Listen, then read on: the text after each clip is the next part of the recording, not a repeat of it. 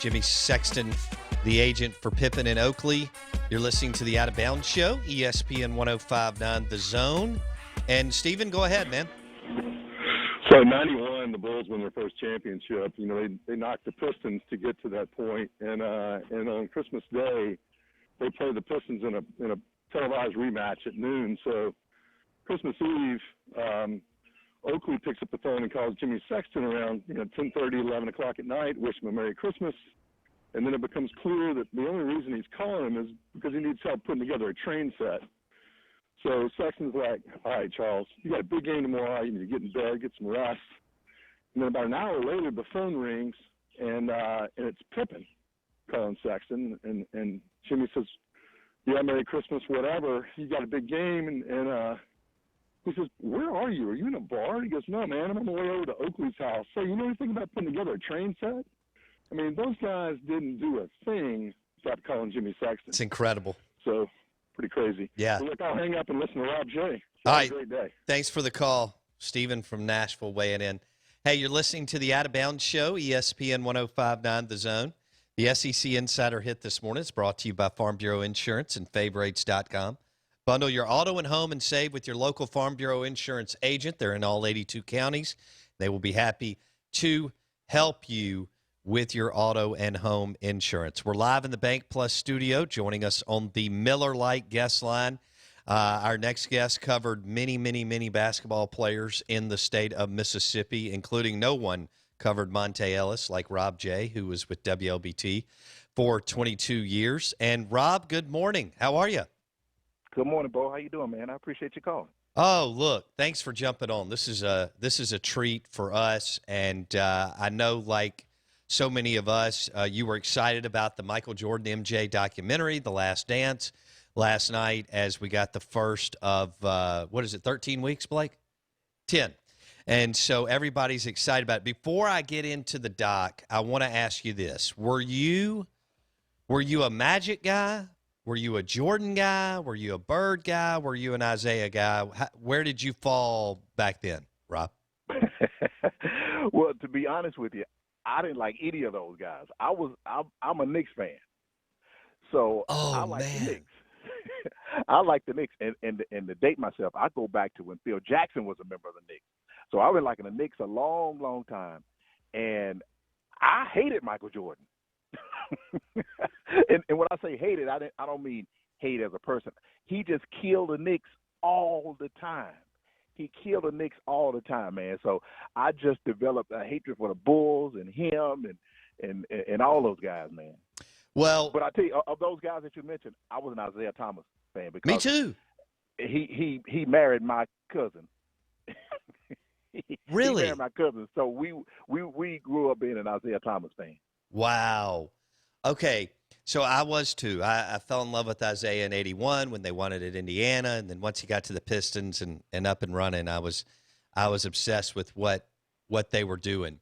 So let's jump into the MJ documentary. One, I thought, Rob, they did a really good job, and you can tell kind of where they're going. They're just going to take small bites at a time, which is going to be really, really good. As far as last night, was there a specific part that really spoke to you or jumped out at you, or you were sitting there like me going, oh, I forgot about that? I was just like you, Bo. I was like, I forgot he broke his foot.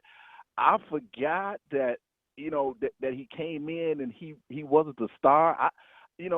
Like I said, being a fan of the Knicks, I didn't realize any of that. I didn't realize the way they treated Scottie Pippen.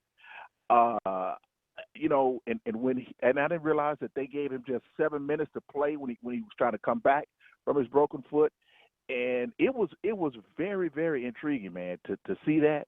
And when he went in, he mentioned he went in the room, knocked on the door, and all those guys were there doing drugs and all of that, and he left out of there. But then he sit down doing the interview with some whiskey in the cup, man. I know.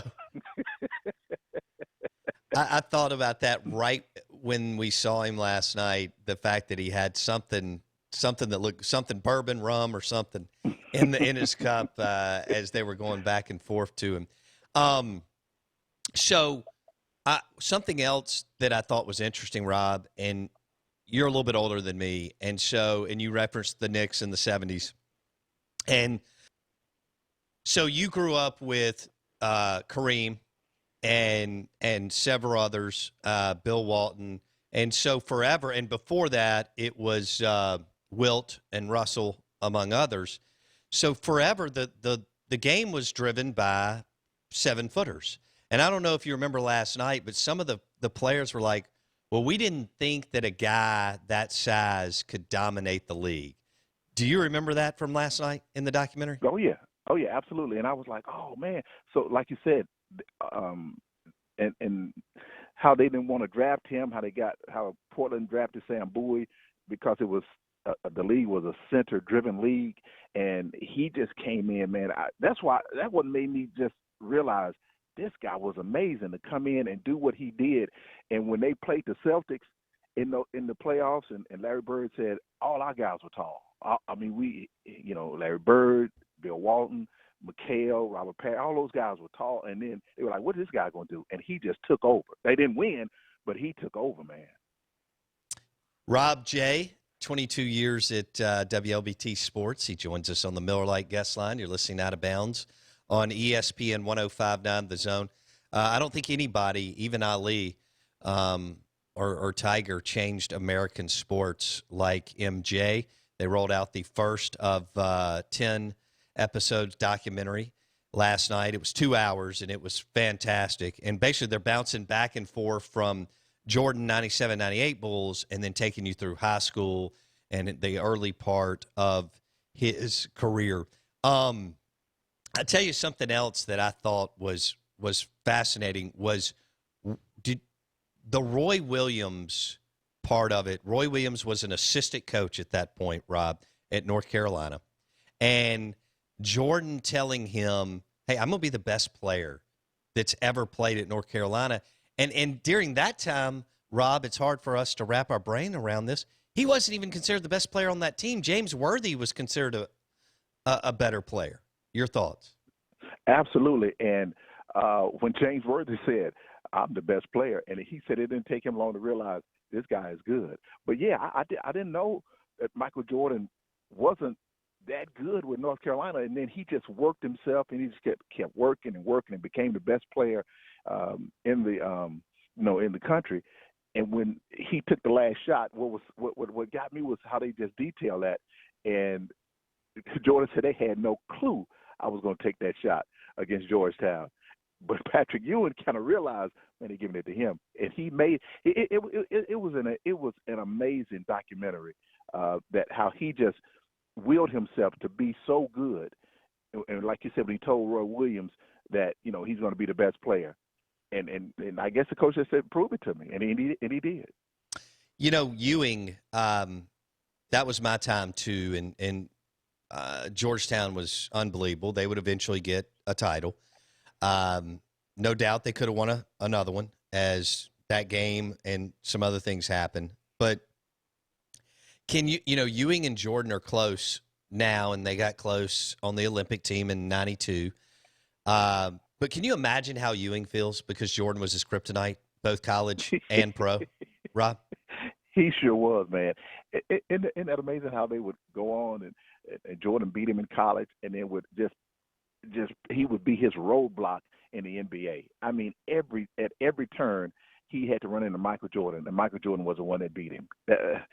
And because, like you said, I was a Ewing fan also, especially when he came to the Knicks, and I was just Michael Jordan. Just oh my goodness, can somebody do something with it? Out of Bounds, ESPN 105.9 The Zone, visiting with Rob J. 22 years, WLBT Sports. Like so many of us, grew up with Jordan. And when he hit the shot at North Carolina, that's when I think most of the country was introduced to him. And then the struggle at the Bulls, I think we forget that he went 7 seasons without winning it. We just automatically assume they won it in the first couple of years. As Rob talked about, Larry was in his way and the Pistons. And then, Larry and the Celtics. And then the Pistons were in his way. And then, of course, he finally breaks through and beats Magic and the Lakers in '91. We're live in the Bank Plus studio, out of bounds, ESPN 105.9 The Zone. So we were debating this morning. I mean, we've had some great players. You've covered some great players, some that went on to play in the NBA, some that were still great, but didn't necessarily go on to play in the NBA. And I was thinking about it. Is Monte Ellis? I've really got it down to two. I think some, and you may argue for another guy, but Monte Ellis, Chris Jackson. I was trying to think who is our Jordan of Mississippi basketball. Where would you start, Rob? Ooh, but when I was watching that documentary last night and I was looking at Michael Jordan, the way he was playing against the Celtics, I was like, that's Monte Ellis. That's how Monte Ellis played when he was at Lanier. And I saw Chris Jackson play. You got the right two. Nobody else comes close to those two with Monte and Chris Jackson. I mean, you had guys like Jesse Pate, Justin Reed, Tank Hamilton, but if I had to pick one of those guys to start, if I was starting a team, if I had to pick one of those guys, I may go with Chris Jackson. But Monte was just amazing. The reason I say Chris Jackson, these guys faced some really good competition. Chris Jackson's nemesis back then was James Robinson. Monte's was what was his name over at Provine? I forget his name. I forget his name. He played at Provine. He was a real good defensive player. He hit the guy in the face. Southern. I can't remember. It's Charlie White. Okay. But Charlie White. But I would say Chris Jackson with Monte really, really close behind. Because Chris he had a crossover. Yes. And he was just an amazing, amazing player. But you can't go wrong with either one. Yeah, and Chris's range was ridiculous. Obviously, Monte was super explosive too. When was the first time you saw Monte play in person, Rob? Okay, that's a very good question, Bo. The first time I saw Monte play, I had, like I said, I was at LBT, and let's see, he was there, what, in 2003, 2002. I sent a cameraman over to Lanier. We were covering the high school games, and I sent the cameraman over to Lanier to shoot a game. They played on Tuesday nights and Friday nights and whatever. And he came back. He said, "Man, you need to go to Lanier. You need to go see the ninth grader. There's a little ninth grader. He is bad as hell." So I went over there, and every game Monte played was a good game. I mean, I never saw him have an off game. Every game he played, he was amazing. After that, I told those guys, "Hey man, I'm covering Lanier," because I went to Lanier. And I really I would always let the guys go cover games. And when this guy came back and told me that, and I went there and saw that, I told those guys I'm covering Lanier because I went there. That's Sure. my alma mater, and I went there and I said I want to see this guy, man. So he was amazing, and they would just blow people out. And Coach Billups would always. I remember this distinctly, bro. I went to a game. It was a playoff game, and it was I had come from I think it was Forest Hill or somewhere, and I got in the parking lot. And Lanier's gym, you could hear it. You could hear what was going on in the parking lot from the gym. It was an old gym, and I hear Billups just cussing the guys out. I was like, man, Lanier must be getting blown out. I went in there. Lanier was up by 50. I was like, what Billups hollering for, man? But yeah, that's when I first saw him when he was a freshman. Wow. Rob J, WLBT Sports for, was it 22 years, Rob? Yes, sir, 22 years. 22 years, WLBT Sports was right there with Monte from start to finish. He joins us on the Miller Lite guest line, out of bounds, ESPN 105.9 The Zone. Rob, and in our opinion, it's Chris Jackson and Monte Ellis, and it just depends on kind of what you're looking for. Two great players out of the state of Mississippi. Obviously, Chris was down on the coast and Monte right here in the metro area. So was it a decision that was made on purpose, Rob, or did it just kind of organically happen that y'all would lead? Because I thought it was brilliant for years. I guess about 4 years there, you led with Monte, and I have to believe it was great for ratings. Did you do it on purpose, or is it something that just kind of happened And after the first 10 or 20 times leading with Monte, y'all realized, okay, we've got to cover everything he does. How did that work? Well, it was that's a really good question. It was and what I liked about WLBT at that time was the news director, general manager. They just left it up to us in sports to run what we wanted, because and they kind of stayed out of it. They didn't tell us what to run or anything like that. But when we realized this is how we dealt with it. When we realized how big Monte had come, how good he was, how the crowds.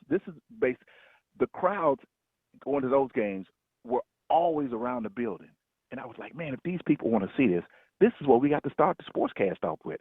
People want to see this guy. They want to see this team, and that's how we did it. You know, nobody wants to see. You know, if we go to a game and not many people there, I mean, why should we don't leave with that? But I mean, it was just so many people were trying to get into Lanier's gym, and at that time, Lanier had these Jackson Public Schools gyms so small, and they were built back in the '60s, and they were so small. And I'll tell you this, Bo, I really hated to cover that, because people trying to get in, they're trying to get your camera. Let me go in with you, man. Let me get man, move, man. Well, hold on. Now, you may not have realized this because you were in it and so close to it, but I think I could argue, you may not agree, that y'all became celebrities together. And that's a compliment. What I mean by that is, and we're visiting with Rob J, WLBT Sports.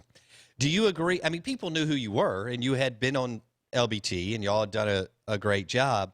But don't you think that Monte helped raise your profile and that y'all became celebrities together, Rob? Oh, absolutely, absolutely, man. And you know, Monte really didn't like to talk at that time. He didn't like to talk much, and Billups really wouldn't let him talk.